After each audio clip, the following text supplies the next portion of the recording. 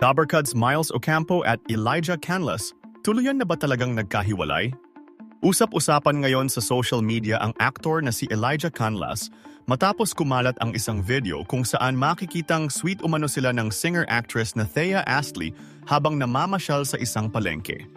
Dahil dito, muling nabuhay ang tanong ng mga netizen na kung hiwalay na nga ba sina Elijah at Miles Ocampo.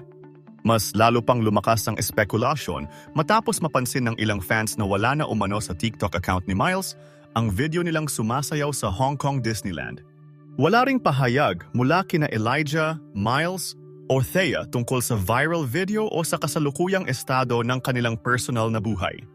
Sa ngayon, nananatiling haka-haka lamang ang lahat ng ito.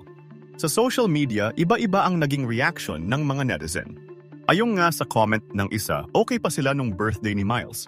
Nag-greeting pa si Elijah at may pa-I love you pa nung last May lang. Naka-follow pa rin sila sa IG ng isa't isa pero mapapansin na hindi na nakalike si Elijah sa mga recent post ni Miles. Ani naman ng isang netizen, sana PR lang ito since may pinopromote silang movie ni Thea pero bad PR nito. Samantala, isa pang netizen ang nagsabi na akala ko low-key lang sila ni Miles sa relationship nila. Was not expecting na break na sila. Matatanda ang kinumpirma ni na Elijah Canlas at Miles Ocampo ang kanilang relasyon noong 2022 matapos ang matagal na spekulasyon. Kilala ang dalawa sa pagiging pribado pagdating sa kanilang love life at bihirang magbahagi ng detalye sa publiko. Nagkaroon ng breakup ang magkasintahan noong 2023, ngunit noong 2024 ay inamin nilang muli silang nag-uusap at unti-unting inaayos ang kanilang relasyon. Sinabi pa noon ni Elijah na, "We are doing good at we are very happy."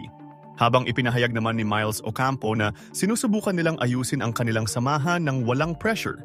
Noong 2025, naging bukas pa ang dalawa tungkol sa kanilang reconciled relationship at ibinahagi ni Miles Ocampo na napag-uusapan na rin nila ang posibilidad ng kasal sa tamang panahon.